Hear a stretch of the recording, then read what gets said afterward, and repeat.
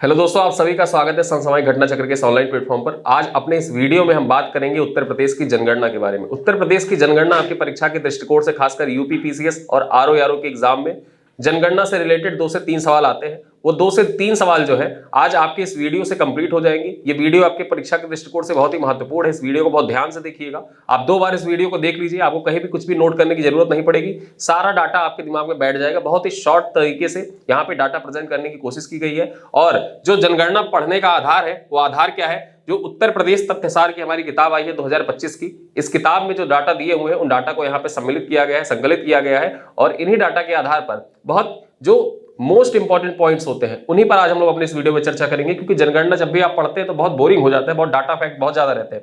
यहाँ पे हम कोशिश करेंगे कि आपको कम से कम डाटा और ज्यादा से ज्यादा प्रोडक्टिविटी रहे। ठीक है, एग्जाम में जो 2-3 क्वेश्चन आते हैं हर बार, वो आपको यही वीडियो इसी वीडियो से मिल जाए। चलिए इसी चीज को ध्यान में रखते हुए कुछ चीजें जान लेते हैं। उत्तर प्रदेश जनगणना 2011 अंतिम आंकड़े। अब अंतिम आंकड़े हैं, इनको चर्चा करने से पहले जनगणना से संबंधित कुछ तथ्यों पर चर्चा कर लेते हैं। तो भारत की पहली जनगणना कब हुई थी? जैसा आप जानते हैं कि 1872 में संपन्न हुई थी, लॉर्ड मेयो के टाइम पीरियड में। ठीक है, पहली बार लॉर्ड मेयो के टाइम पीरियड पे जनगणना हुई थी। और ये क्वेश्चन कब पूछा गया था? ये क्वेश्चन 2023 के पेपर में पूछा गया था। ठीक है, ये पहली बार जनगणना जो हुई थी वो किसके टाइम पीरियड पे हुई थी? लॉर्ड मेयो के टाइम पीरियड पे हुई थी। लेकिन विधिवत शुरुआत कब होती है? 1881 से लॉर्ड रिपन के कार्यकाल में होती है। ठीक है, याद रखना 1881 से 10 वर्षीय जनगणना प्रत्येक 10 वर्ष पर लॉर्ड रिपन के टाइम पीरियड से स्टार्ट हो जाती है।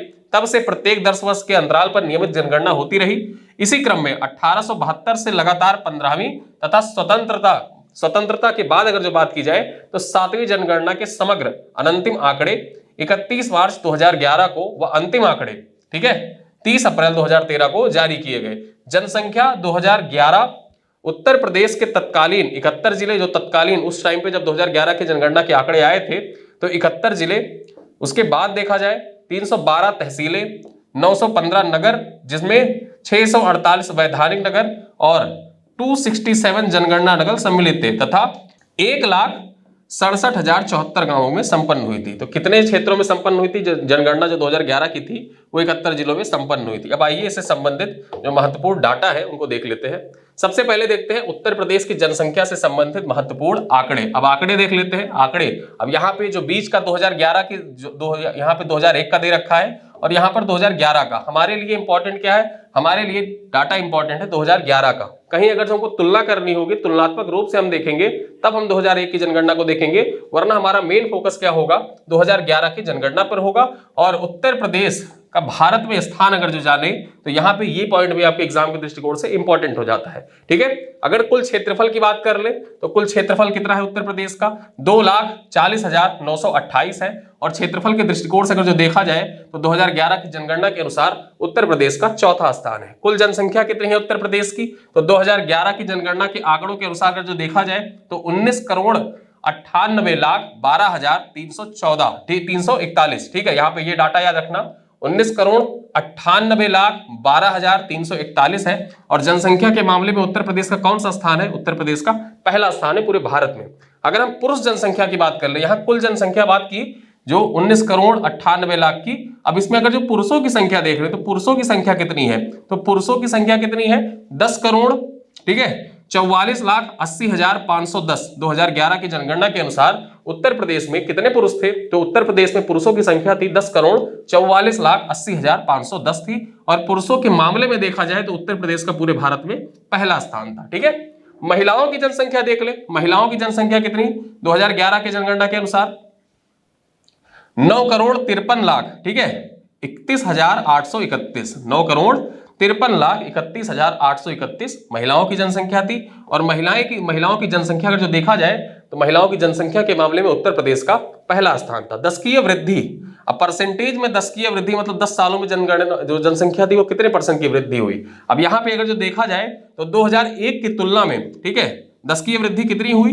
20.2% की वृद्धि हुई है। और ये आपके पीवाईक्यू में पूछा जा चुका है। ठीक है, ये पीवाईक्यू में पूछा जा चुका है कि दशकीय वृद्धि उत्तर प्रदेश की वर्ष 2011 की जनगणना के अनुसार उत्तर प्रदेश की दशकीय वृद्धि यानी कि 2001 से लेकर 2011 के बीच में जनसंख्या में कितने % की वृद्धि हुई? तो 20.2% की वृद्धि हुई थी। और जनसंख्या जो दशकीय वृद्धि है, दशकीय वृद्धि के मामले में देखा जाए तो उत्तर प्रदेश का 14वां स्थान था। ठीक है, दशकीय वृद्धि में उत्तर प्रदेश का 14वां स्थान था। वहीं हम जनघनत्व की बात कर लें कि प्रति वर्ग किलोमीटर में कितनी जनसंख्या निवास करती है, तो 2001 में जो जनसंख्या 690 थी कि 1 किलोमीटर के अंदर 690 लोग निवास करते थे, वही जनसंख्या 2011 में बढ़ के कितनी हो गई, 829 हो गई। यानी कि उत्तर प्रदेश में अगर जो देखा जाए तो प्रति वर्ग किलोमीटर में कितनी जनसंख्या 2011 के अनुसार निवास करती, 829 जनसंख्या, यानी कि 829 लोग 1 किलोमीटर के दायरे में निवास करते थे। वहीं अगर हम देखें तो 9वां स्थान था। ठीक है, अगर जो राज्यों की दृष्टि से चर्चा करें, यहाँ पे राज्यों के दृष्टिकोण से बात कर रहे हैं, यहाँ पे राज्यों के दृष्टिकोण से बात करें तो भारत में उत्तर प्रदेश का कौन सा स्थान, 9वां स्थान है जनघनत्व के मामले में 2011 के आंकड़ों के अनुसार। ठीक है, लिंगानुपात देख लेते हैं, यानी कि प्रति 1000 पुरुषों पर कितनी महिलाएं हैं। ठीक है, तो प्रति 1000 पुरुषों पर लिंगानुपात की बात करें तो 2011 में कितना, 912। ठीक है, 2011 की जनगणना के अनुसार उत्तर प्रदेश में लिंगानुपात 912 है, यानी कि प्रति 1000 पुरुष पर महिलाएं कितनी है, 912 महिलाएं हैं। वहीं अगर हम बात करें तो 2001 में कितनी थी, 2001 में 898 थी, 898, और कितना बढ़ गया, तो 14 बढ़ गए। लिंगानुपात 2011 में 14 की वृद्धि हो गई, 912 टोटल लिंगानुपात उत्तर प्रदेश का हो गया। और लिंगानुपात के मामले में अगर जो देखें तो उत्तर प्रदेश का कौन सा स्थान पूरे भारत में लिंगानुपात में उत्तर प्रदेश का देखें तो उत्तर प्रदेश का 26वां स्थान है। ठीक है, तो ये डाटा आपकी परीक्षा के दृष्टिकोण से बहुत इंपॉर्टेंट है, और जो सबसे इंपॉर्टेंट डाटा है यहां पर उन्हीं डाटा को प्रदर्शित करने का कार्य किया गया है। आगे हम बात करें 0 से 6 आयु वर्ग का लिंगानुपात, यानी कि जो बच्चे होते हैं, छोटे बच्चों का लिंगानुपात कितना, तो छोटे बच्चों का लिंगानुपात अगर हम बात करें तो 2001 में कितना था, 916 था। लेकिन होता क्या है कि 2011 आते आते जो बच्चों का लिंगानुपात है वो घट जाता है। ठीक, यानी कि 1000 बच्चों पर मतलब 1000 लड़कों पर लड़कियों की संख्या कितनी, 902 हो जाती है। ठीक है, अब यहां पे अगर जो देखा जाए तो कितना कम हो गया 2001 से 2011 में, तो -14। ठीक है, यहां बात करें तो यहां +14 हुआ था। ठीक है, लेकिन बच्चों की जनसंख्या घट गई। और वहीं बात कर ले उत्तर प्रदेश का स्थान कौन सा, तो उत्तर प्रदेश का पूरे भारत में शिशु लिंगानुपात में 26वां स्थान। साक्षरता दर की बात कर ले, ठीक है, साक्षरता दर परसेंटेज में देखें तो परसेंटेज में अगर जो कुल साक्षरता दर देखें कितना है, 67.7, यानी कि 67.7% साक्षरता 2011 की जनगणना के अनुसार। और उत्तर प्रदेश का पूरे भारत में कौन सा स्थान, 29वां स्थान है साक्षरता के मामले में। वहीं हम देखें तो पुरुष साक्षरता, कौन सी, पुरुष साक्षरता की बात कर लें, पुरुषों की साक्षरता कितनी है, अब पुरुषों की साक्षरता 2011 की जनगणना के अनुसार अगर हम बात करें कितना है, 77.3%, यानी कि 77.3% लोग जो है वो साक्षर है पुरुषों में। ठीक है, 2011 की जनगणना के अनुसार। और साक्षरता के अनुसार अगर जो देखें पुरुष साक्षरता में भारत का मतलब भारत में उत्तर प्रदेश का कौन सा स्थान, 29वां स्थान था। ठीक है, साक्षरता में 29वां स्थान। महिलाओं की बात कर ले, महिला साक्षरता की, तो महिला साक्षरता की अगर हम बात करें तो यहां पे महिलाओं की जो साक्षरता है वो कितनी थी, 57.2%। कितनी, 57.2% महिलाएं जो है उत्तर प्रदेश की वर्ष 2011 की जनगणना के अनुसार साक्षर थी। और यहां पे बात करें तो महिला साक्षरता में उत्तर प्रदेश का कौन सा स्थान, तो महिला साक्षरता में उत्तर प्रदेश का स्थान 31वां था। ठीक है, और ये जो डाटा दे रखा है ये सबसे महत्वपूर्ण डाटा है, और यहीं से आपके पीवाईक्यू में जब आप जनगणना से संबंधित पीवाईक्यू देखेंगे तो यहां से आपके क्वेश्चन पूछे गए हैं। ठीक है, अब यहां पे जो साक्षरता वाला आंकड़ा है वो सबसे याद करना सबसे आसान है, 57, 67, फिर 77, 57, 67, 77। ठीक है, महिलाओं की साक्षरता अगर जो बात करें 57 है। ठीक है, 57.2। फिर उसके बाद आप आइएगा कुल साक्षरता कितनी, 67.7।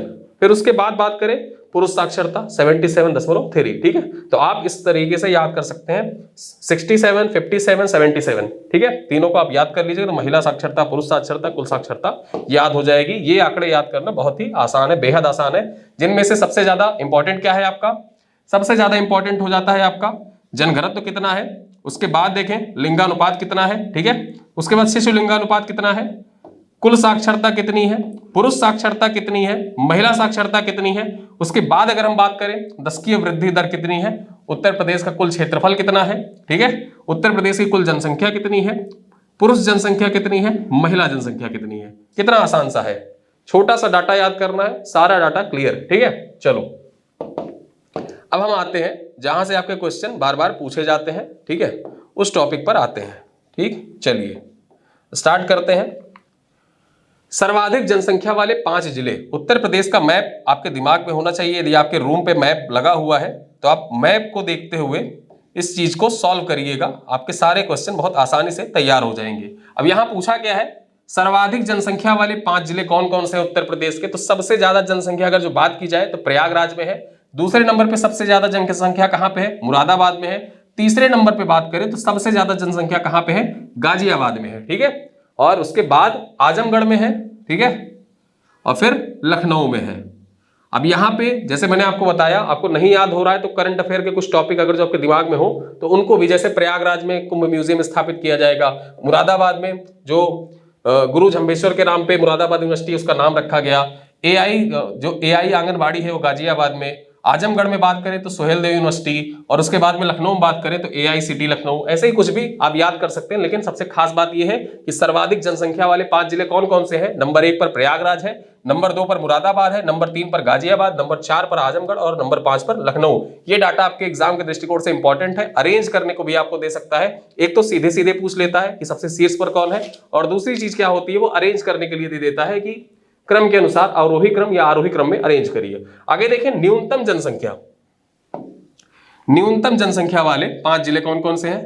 तो न्यूनतम जनसंख्या वाले 5 जिलों में अगर हम बात करें तो सबसे पहले आता है महोबा।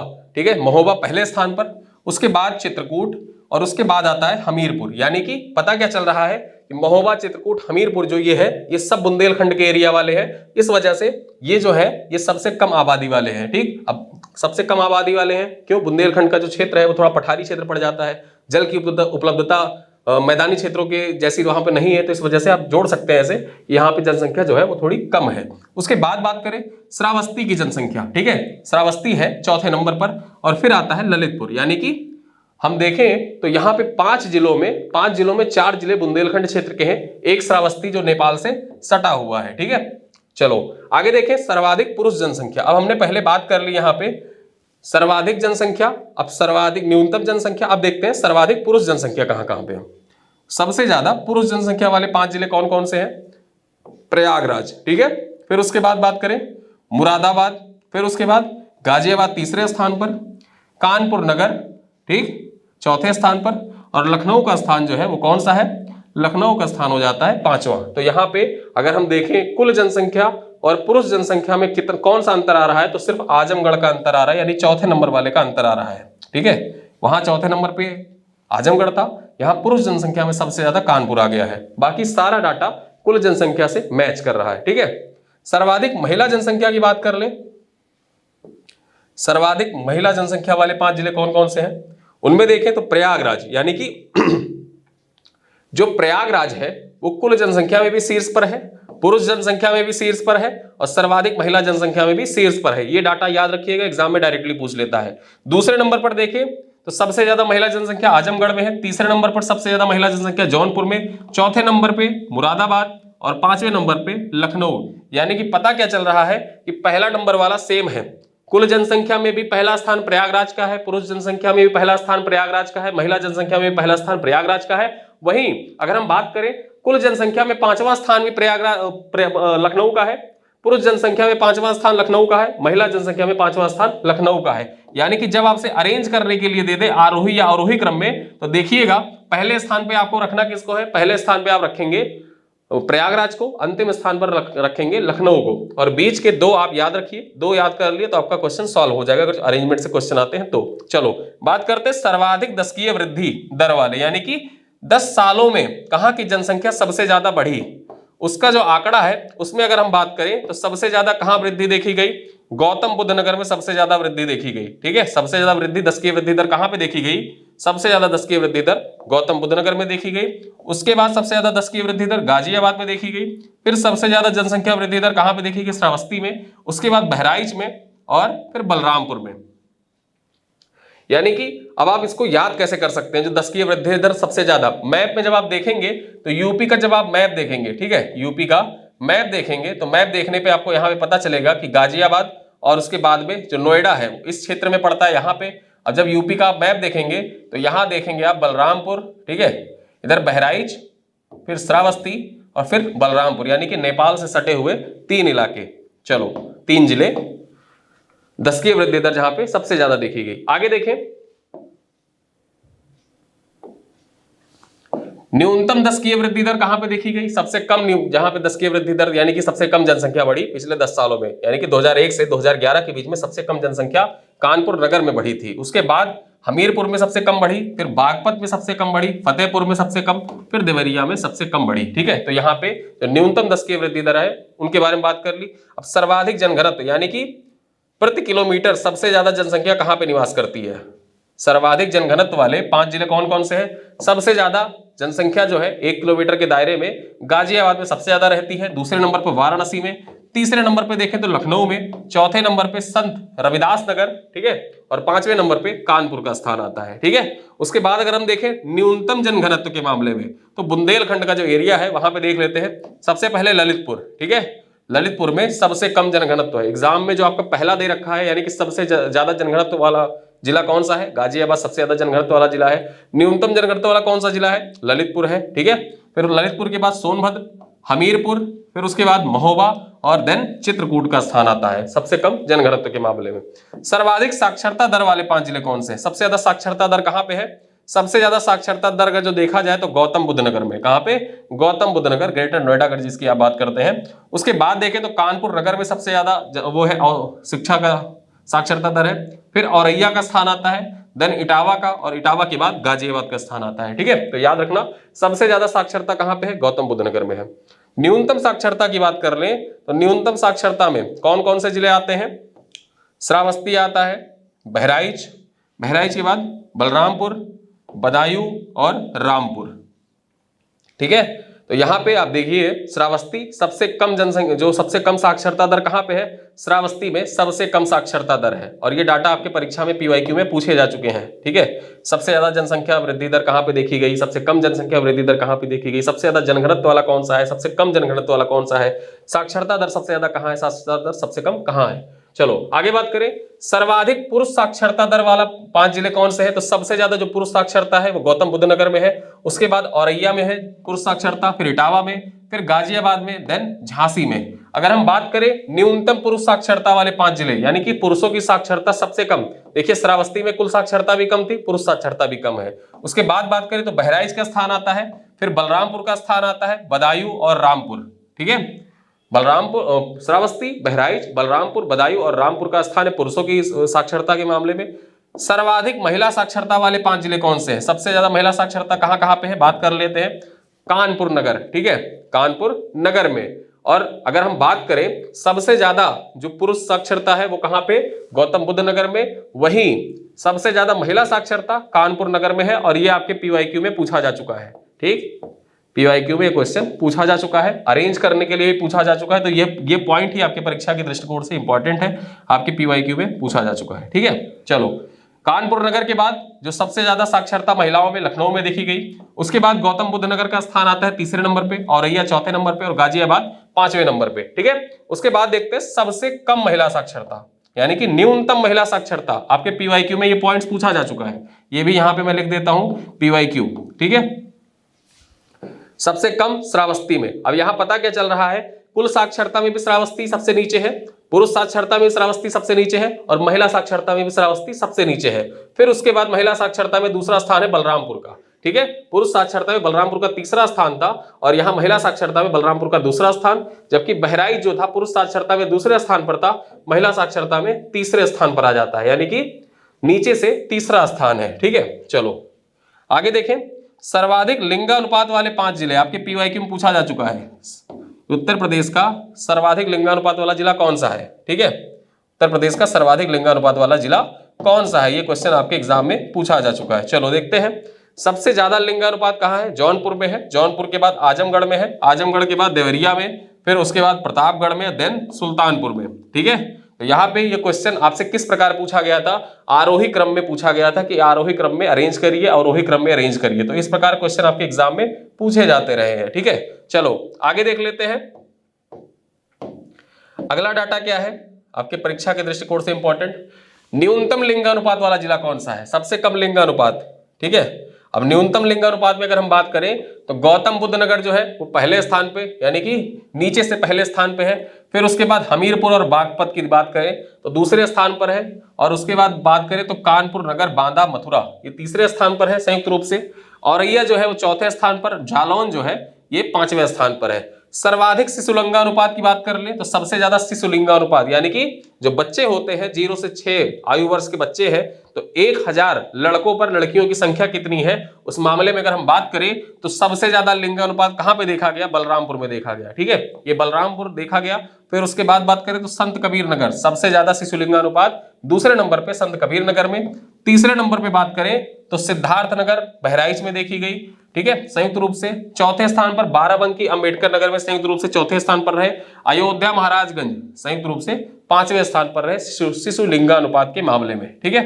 चलो आगे बात करें, न्यूनतम शिशुलिंगानुपात वाले 5 जिले कौन कौन से हैं। सबसे कम शिशुलिंगानुपात वाले 5 जिले देख लेते हैं। सबसे कम शिशुलिंगानुपात है बागपत में, बागपत के बाद गौतम बुद्ध नगर, तीसरे नंबर पे देखें तो गाजियाबाद, चौथे नंबर पर मेरठ और 5वें नंबर पर बुलंदशहर का स्थान है। यानी कि 0 से 6 आयु वर्ष के लिंगानुपात की बात करें तो उनमें सबसे कम लिंगानुपात कहां पे है, बागपत में है, और सबसे ज्यादा लिंगानुपात कहां पे है, बलरामपुर में। तो ये डाटा याद रखना। सर्वाधिक ग्रामीण जनसंख्या वाले 5 जिले, यानी कि सबसे ज्यादा ग्रामीण किस जिले में है, तो वही बात करें पहले स्थान पर किसका स्थान आता है, किस जिले का स्थान है, तो सबसे ज्यादा जो ग्रामीण जनसंख्या है वो प्रयागराज में है। यानी कि गांवों में सबसे ज्यादा लोग जो रहते हैं वो कहां रहते हैं, प्रयागराज में रहते हैं। ये पॉइंट आपके पीवाईक्यू में पूछा जा चुका है। दूसरे नंबर पे सबसे ज्यादा ग्रामीण जनसंख्या आजमगढ़ में, तीसरे नंबर पे सबसे ज्यादा ग्रामीण जनसंख्या जौनपुर में है, उसके बाद चौथे नंबर पे सीतापुर, और 5वें नंबर पे सबसे ज्यादा ग्रामीण जनसंख्या गोरखपुर में है। और प्रयागराज में सबसे ज्यादा पुरुष जनसंख्या, महिला जनसंख्या तथा कुल जनसंख्या सबसे ज्यादा कहां पे है, प्रयागराज में ही है, ठीक है।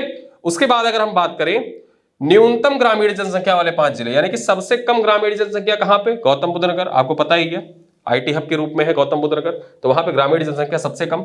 उसके बाद बात करें दूसरा स्थान आता है महोबा का, तीसरे नंबर पे हमीरपुर, चौथे पे चित्रकूट और 5वें पे बागपत है, ठीक है। तो एग्जाम में जब आपसे पूछेगा कि न्यूनतम ग्रामीण जनसंख्या कहां पे पाई जाती है, तो गौतम बुद्ध नगर में न्यूनतम ग्रामीण जनसंख्या, और सबसे ज्यादा ग्रामीण जनसंख्या प्रयागराज में पाई जाती है, ठीक है। तो ये डाटा हमने देख लिया। चलो आगे अन्य डाटा देख लेते हैं। सर्वाधिक ग्रामीण प्रतिशत वाले जिले, सबसे ज्यादा परसेंटेज में अगर जो बात कर ली जाए तो सबसे ज्यादा ग्रामीण परसेंटेज कहां पे है, श्रावस्ती में है, ठीक है। सबसे ज्यादा ग्रामीण परसेंटेज श्रावस्ती में है। अब इसको याद करने का तरीका क्या, देखो जहां पे ग्रामीण जनसंख्या सबसे ज्यादा होगी ना, जाहिर सी बात है वहां नगरीकरण कम होगा, ठीक है।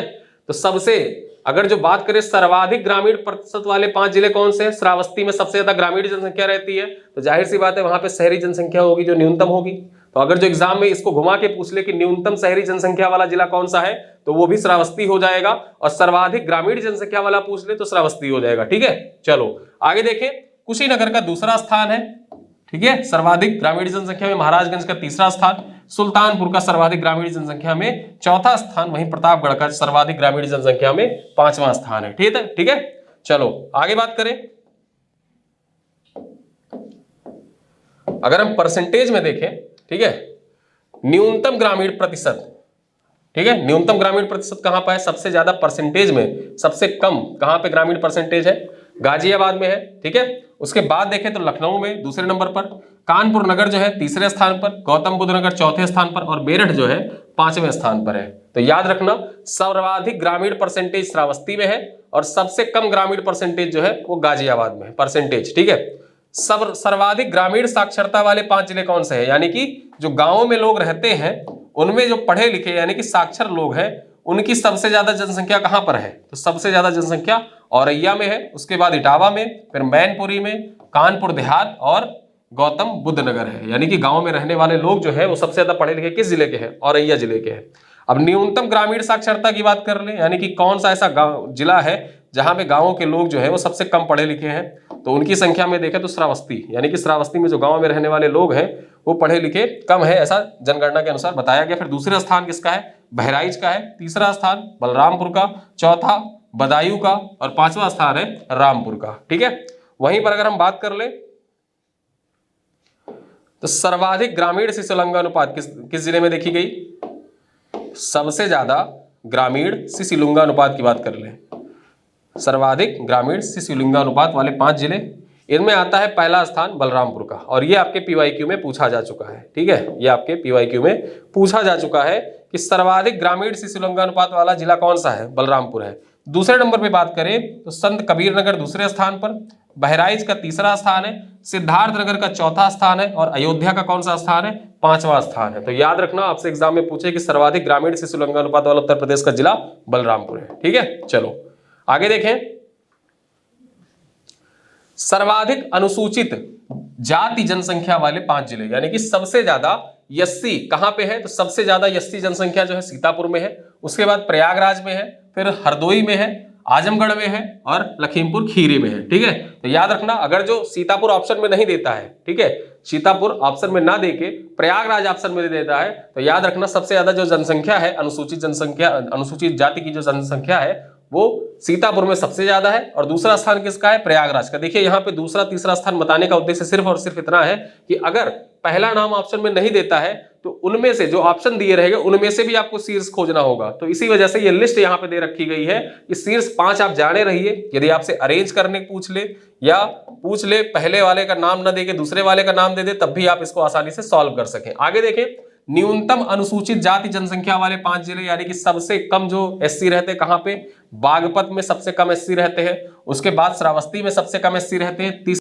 नंबर पर देखा जाए तो गौतम बुद्ध नगर में सबसे कम एससी की जनसंख्या है, चौथे नंबर पे महोबा का, और 5वें नंबर पर स्थान आता है ललितपुर का। ठीक है, उसके बाद अगर हम बात करें परसेंटेज में, यानी कि सर्वाधिक अनुसूचित जाति की प्रतिशत में देखा जाए सबसे ज्यादा कहां पे है, तो प्रतिशत में कौशाम्बी में सबसे ज्यादा परसेंटेज, यानी कि प्रतिशत, और यहाँ पे कुल जनसंख्या दे रखी है। ठीक, ये कुल जनसंख्या है और यहाँ पे परसेंटेज में है। ठीक, तो परसेंटेज में सबसे ज्यादा कहां पे, कौशाम्बी में है, दूसरे नंबर पर सीतापुर में, तीसरे नंबर पे हरदोई में, चौथे नंबर पे देखा जाए उन्नाव, और 5वें पे रायबरेली। तो याद रखना सबसे ज्यादा जो जनसंख्या में सीतापुर में है और सबसे ज्यादा परसेंटेज में कौशाम्बी में है। ठीक है, उसके बाद न्यूनतम अनुसूचित जाति प्रतिशत वाले 5 जिले कौन से हैं, सबसे ज्यादा अनुसूचित जाति अगर जो परसेंटेज में देख लिया जाए तो हमने देख लिया कौशाम्बी में, सबसे कम वाले कहां पे हैं, तो ये भी आपके एग्जाम के लिए इंपॉर्टेंट है। बागपत सबसे कम यहाँ पे परसेंटेज में, बागपत के बाद बरेली में सबसे कम एससी रहते हैं, फिर तीसरे नंबर पे बलरामपुर का स्थान आता है, फिर गौतम बुद्ध नगर का चौथा स्थान, और 5वें नंबर पर रामपुर और वाराणसी का स्थान आता है। यहाँ पे परसेंटेज में सबसे कम एससी जनसंख्या रहती है। ठीक है, उसके बाद हम देखते हैं सर्वाधिक अनुसूचित जनजाति जनसंख्या वाले 5 जिले, यानी कि सबसे ज्यादा एसटी पॉपुलेशन जो है वो कहां पे रहती है, सबसे ज्यादा एसटी पॉपुलेशन सोनभद्र में। जैसा आप जानते हैं जनजातियां ज्यादातर जो है वो सोनभद्र में पाई जाती हैं, तो सर्वाधिक जनजातियां जो जनसंख्या है वो कहां पे, सोनभद्र में। दूसरा स्थान आता है बलिया का, यानी कि बलिया में दूसरी सबसे ज्यादा जनजातीय आबादी निवास करती है। तीसरा स्थान आता है देवरिया का, देवरिया में तीसरे स्थान पर सबसे ज्यादा जनजातीय आबादी निवास करती है। चौथा स्थान कुशीनगर का, और 5वां स्थान आता है ललितपुर का। ठीक है, तो यहाँ पे 5 दे रखे हैं, एग्जाम में आपसे पूछा जाएगा कि सर्वाधिक अनुसूचित जनजाति जनसंख्या वाला जिला कौन सा है, सोनभद्र है। ठीक है, अगर सोनभद्र ऑप्शन में नहीं देता है तो पूछ ले सर्वाधिक अनुसूचित जनजाति जनसंख्या वाला जिला कौन सा है, बलिया, देवरिया, कुशीनगर, ललितपुर, जो भी दे दे इनमें से आपको टिक करना होगा। ठीक है, चलो आगे देखें, न्यूनतम ग्रामीण शिशु लिंगानुपात वाला जिला देख लेते हैं कौन सा है।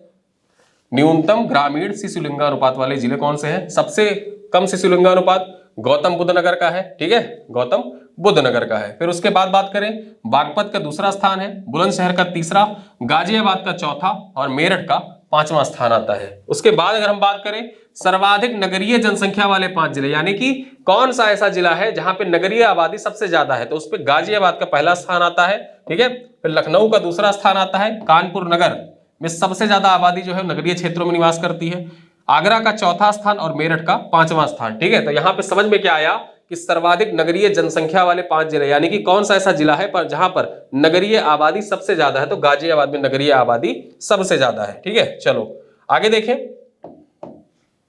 न्यूनतम नगरीय आबादी जनसंख्या वाला जिला, मैंने आपको बताया था कि जब ग्रामीण जनसंख्या सबसे ज्यादा होगी तो जाहिर सी बात है कि शहरी जनसंख्या जो है वो कम है। यानी कि जब ग्रामीण श्रावस्ती था, मैंने आपको वही बता दिया था कि श्रावस्ती ग्रामीण आबादी में सबसे ज्यादा है, यानी कि ग्रामीण जनसंख्या सबसे ज्यादा है, तो यहाँ पे शहरी जनसंख्या या नगरीय जनसंख्या सबसे कम होगी। दूसरा स्थान आता है चित्रकूट का, तीसरा स्थान पे कौशाम्बी, चौथे नंबर पर देखा जाए तो संत कबीर नगर, और 5वें स्थान पर महाराजगंज का स्थान आता है कि महाराजगंज में जो सबसे कम नगरीय आबादी है निवास करती है। आगे देखें, सर्वाधिक नगरीय जनसंख्या परसेंटेज में देख लिया जाए। ठीक है, सबसे ज्यादा प्रतिशत में नगरीय जनसंख्या कहाँ पे निवास करती है? तो परसेंटेज में सबसे ज्यादा गाजियाबाद, ठीक है, सबसे ज्यादा गाजियाबाद में, गाजियाबाद के बाद लखनऊ में, लखनऊ के बाद कानपुर नगर में, फिर उसके बाद गौतम बुद्ध नगर में, और पांचवा स्थान आता है मेरठ का। यहाँ पे हमने देख लिया सबसे ज्यादा परसेंटेज में लोग कहाँ निवास करते हैं, गाजियाबाद में, ठीक है। तो परसेंटेज देखने के बाद हम देखते हैं सबसे न्यूनतम कहाँ पे निवास करते हैं, शहरी क्षेत्रों में, ठीक है। तो न्यूनतम नगरीय प्रतिशत वाले जिले, अब न्यूनतम नगरीय परसेंटेज वाले जिले देख लें तो श्रावस्ती सबसे ज्यादा परसेंटेज में कम कहां पे निवास करते हैं, श्रावस्ती में। दूसरा सबसे कम परसेंटेज जो अर्बन पॉपुलेशन का है वो कहां पे, कुशीनगर में। तीसरा सबसे कम अर्बन पॉपुलेशन परसेंटेज में महाराजगंज में। चौथा सबसे कम अर्बन पॉपुलेशन जो है वो सुल्तानपुर में, और पांचवा सबसे कम अर्बन पॉपुलेशन प्रतापगढ़ में निवास करती है। तो यहाँ पे जो नगरीय जनसंख्या है उसके बारे में हमने विस्तार से चर्चा कर ली। चलो आगे देखें, न्यूनतम अनुसूचित जाति जनसंख्या वाले जिले देख लेते हैं। यहां पर न्यूनतम अनुसूचित जनजाति जनसंख्या वाले 5 जिले, ठीक है। कहां पे, बागपत में न्यूनतम सबसे कम एसटी जनसंख्या निवास करती है। आपके पीवाईक्यू में पूछा जा चुका है ये क्वेश्चन, ठीक है, ये आपके पीवाईक्यू में पूछा जा चुका है। फिर कन्नौज में सबसे कम एसटी निवास करते हैं, फिर बदायूं का स्थान आता है, फिर एटा का, और देन कासगंज का स्थान आता है। अब सर्वाधिक अनुसूचित जनजाति परसेंटेज वाले जिले, यानी परसेंटेज में देखा जाए तो सबसे ज्यादा कहां निवास करते हैं, सोनभद्र जो जिला है यहाँ पे आबादी में भी सबसे ज्यादा है और परसेंटेज में भी सबसे ज्यादा है। फिर उसके बाद ललितपुर का स्थान आता है, परसेंटेज में सबसे ज्यादा एसटी जनसंख्या ललितपुर में। तीसरा स्थान है देवरिया का, चौथा स्थान है बलिया का, और पांचवा स्थान है कुशीनगर का, ठीक है। चलो सर्वाधिक साक्षरों की संख्या बात कर लें। सबसे ज्यादा साक्षर की संख्या वाले 5 जिले, सबसे ज्यादा कहां पे साक्षर लोग हैं, तो प्रयागराज में साक्षर लोग हैं। साक्षर का मतलब क्या, कि जो बेसिक चीजें होती है, बेसिक जानकारी होती है, ठीक है, तो बेसिक जानकारी है या नहीं, कि कानपुर का दूसरा स्थान, उसके बाद लखनऊ का तीसरा, गाजियाबाद चौथे स्थान पर, और आजमगढ़ जो है ये 5वें स्थान पर है। न्यूनतम साक्षरों की बात कर लें, न्यूनतम साक्षर लोग कहां पे है, तो न्यूनतम साक्षर लोग सबसे ज्यादा कहां पे है, श्रावस्ती में है। फिर उसके बाद महोबा, देन चित्रकूट, ललितपुर और हमीरपुर में है, ठीक है। अगर हम बात करें वैधानिक नगरों की, ठीक है, ये इंपॉर्टेंट पॉइंट है, आपके पीवाईक्यू में पूछा जा चुका है कि सर्वाधिक व न्यूनतम वैधानिक नगरों की संख्या वाले जिले कौन से हैं। तो सबसे ज्यादा जो वैधानिक नगर है वो कहां पे है, बदायूं में है सबसे ज्यादा वैधानिक नगर, ठीक है, सबसे ज्यादा वैधानिक नगर बदायूं में। और सबसे कम वैधानिक नगर कहां पे है, श्रावस्ती में है, ठीक है, सबसे कम वैधानिक नगर श्रावस्ती में, सबसे ज्यादा बदायूं में। ये पॉइंट याद रखिएगा। और बदायूं ऐसा जिला है जिसको सबसे ज्यादा जिलों के साथ, कौन से उत्तर प्रदेश के किस जिले की सीमा सबसे ज्यादा जिलों के साथ लगती है, तो बदायूं जिले की ही सीमा सबसे ज्यादा जिलों के साथ लगती है, ठीक है। ये पॉइंट आपके परीक्षा के दृष्टिकोण से इंपॉर्टेंट है। आगे देखें, सर्वाधिक जनगणना नगर वाले जिला कौन सा है, तो सर्वाधिक जनगणना नगर वाला जिला जो है ये वाराणसी है। यहां पर 34 नगर थे, ठीक है, इस जिले में, वाराणसी जिले में 34 नगर थे जो जनगणना 2011 में सम्मिलित हुए थे। आगे देखें, सर्वाधिक स्लम जनसंख्या, सबसे ज्यादा स्लम जनसंख्या उत्तर प्रदेश के किस नगर में है, तो मेरठ जिले में है, ठीक है। ये पॉइंट याद रखना कि सबसे ज्यादा स्लम जनसंख्या कहां पे, मेरठ में है, ठीक। तो यहाँ पे हमने जो महत्वपूर्ण डाटा थे, डाटा को देख लिया, आपके परीक्षा के दृष्टिकोण से इंपॉर्टेंट है। एक बार मैं फिर से जो सबसे शीर्ष है, शीर्ष को एक बार फिर से बता दे रहा हूं, एक बार फिर से देख लीजिए ताकि सारी चीजें रैपिड फायर तरीके से तैयार हो जाए।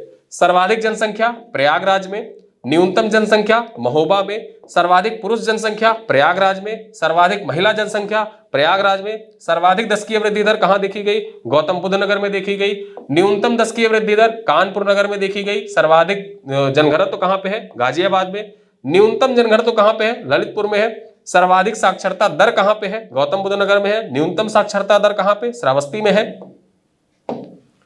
उसके बाद अब बात करें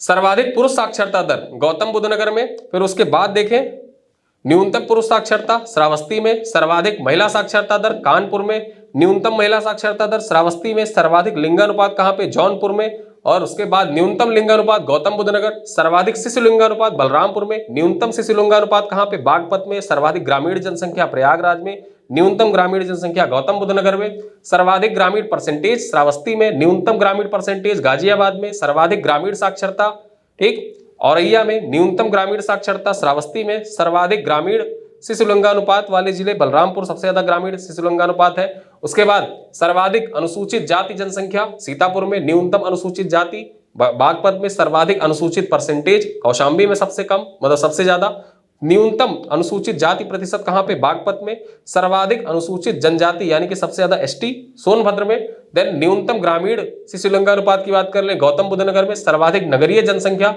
गाजियाबाद में। न्यूनतम नगरीय जनसंख्या श्रावस्ती।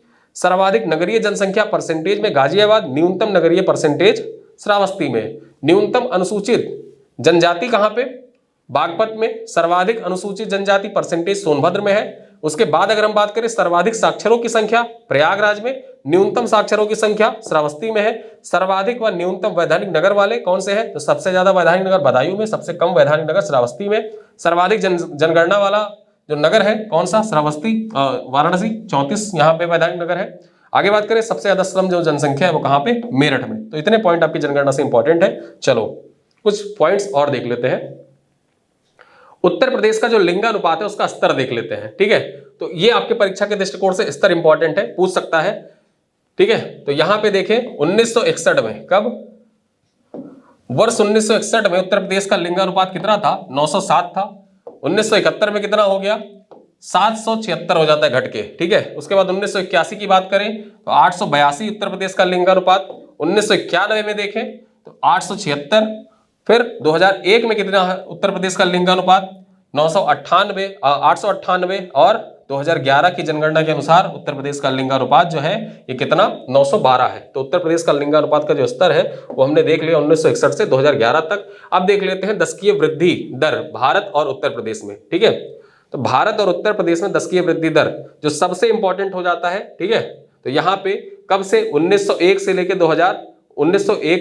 लेके 1911 और यहां पर 2001 से लेकर 2011 तक के डाटा दिए गए हैं। ठीक है, अब बात करें यहां पे दशकीय वृद्धि, तो दशकीय वृद्धि दर जो है हमारे लिए वो कौन सा इंपॉर्टेंट हो जाता है? 2001 से 2011 के बीच में। ठीक है, 2001 से 2011 के बीच में जो दशकीय वृद्धि दर है उसका पूरा यहाँ पे डाटा दे रखा है। इस डाटा को आप स्क्रीनशॉट ले लीजिए, एक बार पढ़ सकते हैं। लेकिन अगर हम बात करें भारत में दशकीय वृद्धि का परसेंटेज कितना 2001 से 2011 के बीच में, तो भारत की दशकीय वृद्धि दर जो होती है वो 17.7%। और वहीं पर अगर हम उत्तर प्रदेश की दशकीय वृद्धि दर देख लें 2001 से 2011 के बीच में तो 20.23%। और अगर जो यही वार्षिक बात कर लें, ठीक है, यानी कि वार्षिक वृद्धि दर कितनी रही उत्तर प्रदेश की जनसंख्या में, एक साल में जनसंख्या कितनी बढ़ गई? तो 1.85% जनसंख्या वार्षिक वृद्धि दर उत्तर प्रदेश की रही। ठीक है, तो यहाँ पे जो महत्वपूर्ण फैक्ट्स थे, ठीक है, दशकीय वृद्धि दर से रिलेटेड वो हो गए। अब यहाँ पे धर्म आधारित जनगणना 2011 के आंकड़े देख लेते हैं। ये आंकड़ा क्यों इंपॉर्टेंट हो जाता है? यूपी पीसीएस 2018, ठीक है, धर्म आधारित जनगणना से आंकड़े आपके पूछे गए थे। अब यहां पर हिंदू आबादी अगर हम बात कर लें, ठीक है, यहां पे आबादी दे रखी है, प्रमुख धर्म, जनसंख्या परसेंटेज में भारत की और जनसंख्या प्रतिशत में उत्तर प्रदेश की दी गई है। तो हिंदू आबादी जो है ये भारत में सबसे ज्यादा है, 79.80% है। वहीं उत्तर प्रदेश में कितनी है? 79.73% उत्तर प्रदेश में है। अब मुस्लिम आबादी की बात करें तो भारत में कितना 2011 की जनगणना के अनुसार 14.23% थी और 2011 की जनगणना के अनुसार 19.26% उत्तर प्रदेश में आबादी है मुस्लिमों की। ईसाइयों की जनसंख्या कितनी है? 2.30%, ठीक है।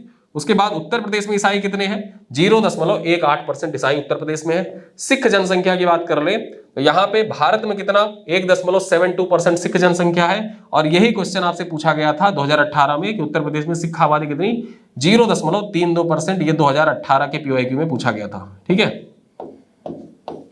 चलो आगे देखें, जो बौद्ध जनसंख्या है ये उत्तर प्रदेश में कितना है? 0.70% और यूपी में कितना? यूपी की जनसंख्या का 0.10% है, ठीक है। फिर जैन धर्म में देखें 0.37% और उत्तर प्रदेश में बात करें तो 0.11%, यानी कि उत्तर प्रदेश में जो जैन है, ठीक है, उनकी जनसंख्या बौद्ध की तुलना में ज्यादा है, ठीक है। और अगर हम भारत में बात करें तो भारत में बौद्ध ज्यादा है, जैन कम है, लेकिन उत्तर प्रदेश में जैन ज्यादा है, बौद्ध कम है। तो ये डाटा इंपॉर्टेंट है आपके परीक्षा के दृष्टिकोण से। अन्य देख ले कितना है, अन्य धर्मों को मानने वाले, पारसी या अन्य धर्म जो होते हैं उनको मानने वाले कौन कौन से? 0.66% और उत्तर प्रदेश में 0.01% लोग निवास करते हैं, ठीक है।